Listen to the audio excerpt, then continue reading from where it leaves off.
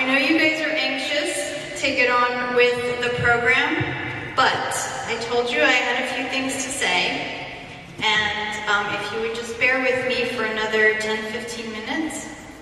I want to say a few things about the nature and the impetus for this festival. I had originally planned a much shorter and very different opening remarks, but the hysterical racist conversations and panic over our festival provoked on this campus and beyond compels me to respond. Even though it remains humiliating and demoralizing to persistently be pushed into the position of having to defend one's integrity, one's veracity against such foul accusations, especially when we are the victims. But this is not about one person or a handful of persons, but about our presence in the world as an indigenous people that seems to offend. It's about the fact that we remain proud, unbroken, defiant, honoring our ancestors, even though we are battered, colonized, exiled, robbed, terrorized, and demeaned wholesale. I'll start by saying that Palestine Writes is not an ordinary literature festival. It is not meant to be a gathering of polite or bored society. It is meant to be an urgent cultural landscape to gather our shattered family as much as possible, even if for just one weekend. It is meant to be an intersectional, defiant space where we can exist for a brief moment with agency and with our friends in our refusal to disappear, our refusal to forget or forgo our ancient past, and our refusal to accept the racist tropes that pervade Western imagination. It is meant to be an intellectual, creative, and joyous space, one that celebrates Palestinian brilliance, provokes thought and introspection and reciprocal solidarity, spurs new understandings and meaningful collaborations, and inspires new generations of writers, artists, scholars, and thinkers. So many of us here have made it our life's work to commit Palestine stories to paper. We mine our fabled ancient past as we do our collective generational traumas for words, sentences, verses, songs, colors, threads, maps, and stones. With great urgency, we collect the memories of our elders for stories from our stolen past and our stolen destiny.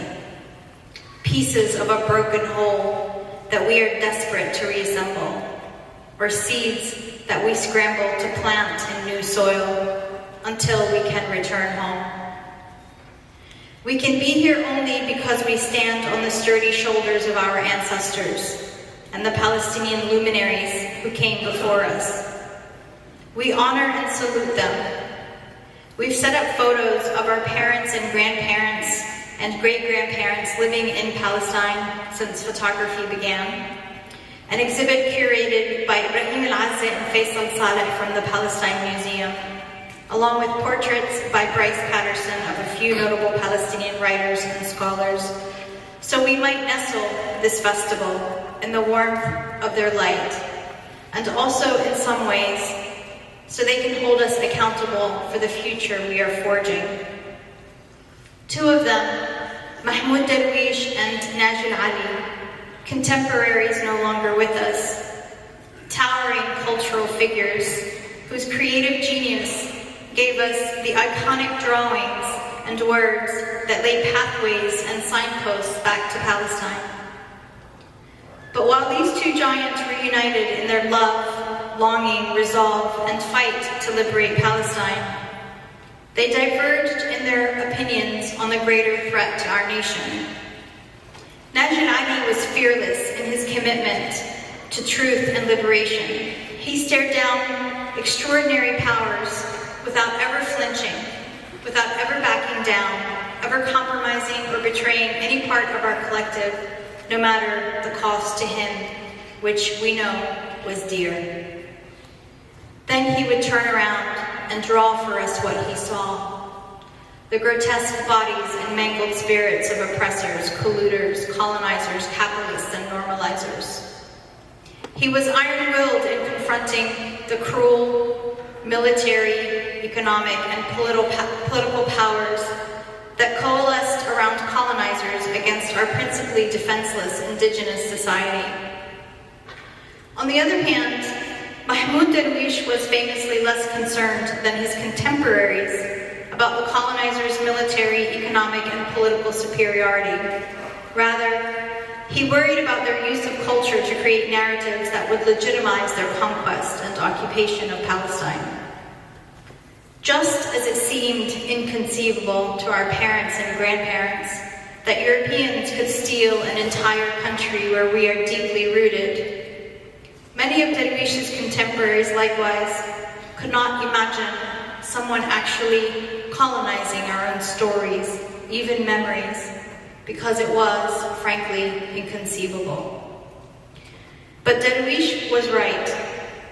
Zionist colonial narratives are always shifting with changing political winds. It went from the original lie of a land without a people for a people without a land to an explicit colonial endeavor during a time when colonization was the acceptable, even in vogue, order of the day. But when Palestinian existence could no longer be hidden, the narrative shifted to that old racist colonial claim of a fledgling small nation in a sea of dark, irrational, and violent savages, the spirit of which we still hear echoed today in the media about our festival. Then, their narrative morphed into yet another absurd claim that Palestine and her people never existed. And now, as Zionists continue to forcibly remove us from our homes, destroy and build over our ancestral villages, cemeteries, and archaeological heritage, they have invented a stunning new tale of indigeneity, propagated in popular culture throughout the West in particular. The falafel, hummus, shakshuka we've eaten for centuries is bizarrely now claimed as the cuisine of this European colony in the heart of Western Asia and North Africa. Our erasure and marginalization in the world, and in this country in particular, coupled with overt and covert racism, is profound. Most local media, always eager to cover cultural events in the city, initially had no interest in writing about this historic festival until it was time to investigate us as a threat. A simple article in the Philadelphia Inquirer about Palestinian food recently brought hell down to bear on the newspaper reporter and the reporter who wrote it for daring to give a local Palestinian a few lines of text to lay claim to our culinary heritage. Zionists even pressured Spotify to remove Palestinian songs and only reinstated them after outrage mounted at such racism. Any platform that lists Palestine in a drop-down of countries is quickly pressured to remove it. In open collaboration with Israel, Meta continues to remove or shadow ban Palestinian content on social media, a phenomenon that was verified by an independent investigation commissioned by Facebook itself that revealed unequivocal anti-Palestinian bias. Financial platforms like PayPal have been pressured by Zionists to disallow Palestinians even the most mundane of transactions. The expression of our existence at this festival is no exception. Those who would rather we did not breathe made endless calls to this university's president, various deans, and chairs to express concern about Palestine rights. The ADL, Jewish Federation, ZOA, Hillel, and other organizations launched a letter and email campaigns to the university and its donors, in which they lump anti-Semitism and anti-Israel criticism in the same breath, as if these two concepts are interchangeable. Unfortunately, Unfortunately, the university allowed this egregious conflation to go unchallenged, thus affirming their accusations that impugn the integrity and personhood of some of our speakers and organizers. Hysterical and racist accusations that our presence here poses a threat to Jewish students on campus, making them feel unsafe and fearful of wearing their kippahs. Again, this is an old, well-worn colonial script of the violent, dark, irrational, and savage native, which I will not dignify with a response.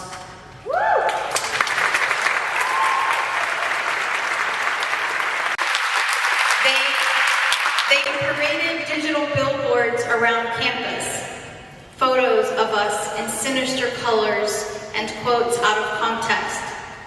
Despite taking the unprecedented step of issuing a statement about our festival, the university did not issue a statement about such direct and specific hateful incitement against us. So many of us in this room have had to watch our elders die in refugee camps that aren't fit for rodents, all so they can have an extra country if they want, the violence of which is on full display on this campus every year when Zionists set up their so-called birthright trips, propaganda tours to recruit young American Jews to become our colonizers, tormentors, and lords. None of that ever elicited a statement from the university, nor did anyone from the cast of the actual Israeli war criminals who have come to speak on this campus. But for this event, the first Palestinian literature in North America, well, all hell broke loose. One of the featured speakers, Roger Waters, was told he's not allowed to attend the festival. He is in Philadelphia now, but we're forced to have him join virtually. They'll give you all manners of excuses why, none of which hold water under scrutiny or logic of what they've done in past events. Urgent meetings were had at the university. One anxious department was careful to distance themselves from us, and petitions were created urging the university to repudiate Palestine rights.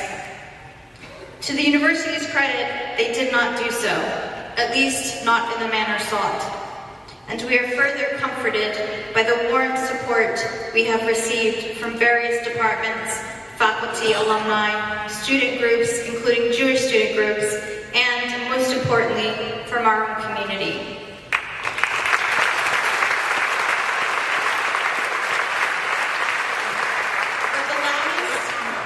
But the loudest voices continue to denigrate us.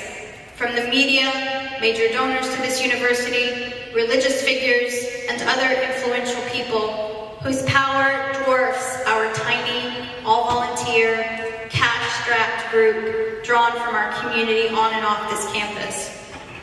They organized thousands of letters to the Pennsylvania Council on the Arts, one of the funders of Palestine Rights Press. In turn, PCA demanded this week that we remove their logo from our website. We did not do so.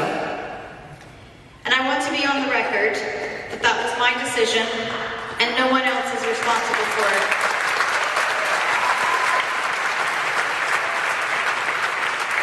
I figure those who came to racism should own their cowardice and own their racism. They're threatening to sue us now for unauthorized use of their logo, even though our contract specifically requires us to actually use their logo on all published material. A major funder in this city, the William Penn Foundation, made us jump through hoops over the span of a year, hundreds of hours of labor, 3 separate applications, and 3 rejection letters. We were given wrong information once, given contradictory and evasive answers next, and told, quote, "But we think it's great that you're trying to humanize Palestinians," unquote. To be sure, nothing at this festival is about humanizing ourselves, ostensibly for those who cannot fathom our humanity. Rather, Palestine Rights aims to impose our humanity, our roots, our existence and presence in the world and in history because we refuse erasure. This is the real reason for the uproar. Here, in a center of power at an Ivy League school, we gather in the fullness of our unity, our beauty, and our undeniable ancient past and belonging and unbroken belonging to that singular patch of land between the River Jordan and the Mediterranean Sea, resting the reins of our own stories away from colonial narratives that cast a mirage of their mythologies and their benevolence over our actual lived experiences and actual histories, and over the ineffable collective pain we feel as a dislocated, dispossessed, colonized, and shattered people. Our love and loyalty to our ancestors, to the land itself, to each other, will never yield to the unrelenting violence, plunder, and racism we have endured and continue to endure at the hands of Zionists. We will continue to show up in this way, with dignity, humility, and the splendor of our indigenous traditions, food, clothing, stories, music, and art.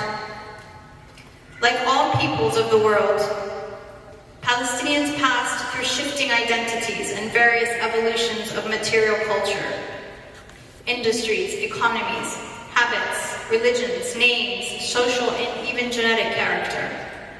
We will bring these messy histories to the fore over the course of this weekend to complicate the tidy, fantastical, and ahistorical fairy tale that pervades popular Western discourse. We have speakers from all parts of Palestine, Haifa and other parts of 48, Al-Quds, Gaza, Al-Dafeh, and from our exiled diaspora all over the world. We can never gather like this in our own homeland, and it is an honor to be a part of this endeavor that aims to bring us together across geographic, linguistic, and generational divides. Palestine Writes is about radical truth-telling. It's about agency and the long-suffering indigenous people struggle to live unmolested by those who are more powerful. We have a glorious ancient past that is mostly untold, or at least unheard. We aim to be part of a process that unshackles these stories and redeems our history. I want to say something about the food at this festival also. Everything we sell or serve here, including private dinners for speakers, is not only Palestinian, but also wholly plant-based. Although unpopular, I took executive liberty in this decision, as it is my belief that the industrialized terrorism of factory farming should be repudiated at every turn, especially by those who themselves seek liberation. And I believe that the proverbial 2020 hindsight will show that we were ahead of our time in making this small effort to institutionalize compassion for those who have no power and no voice at all.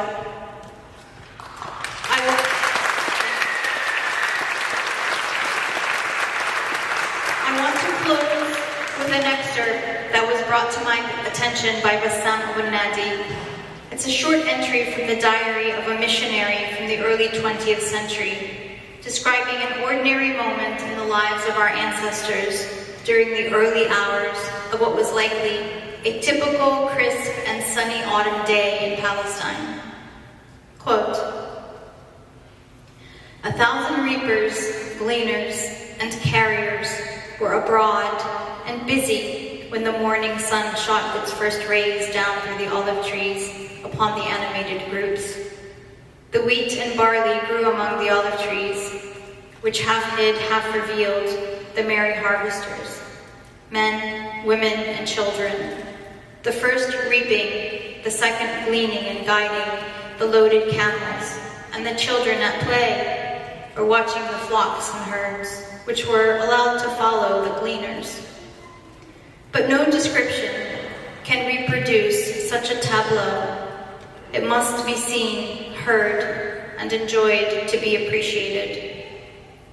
We cannot go or take you to Palestine, but we hope to help you see, hear, enjoy, and appreciate the indigenous heritage of one of the most fabled and tortured places on earth, Palestine. On behalf of our amazing and committed organizing committee, our volunteers, partners, funders, and sponsors, welcome. We hope this festival will leave you feeling invigorated, enriched, inspired, seen, loved, and for some of you, perhaps also challenged. Thank you.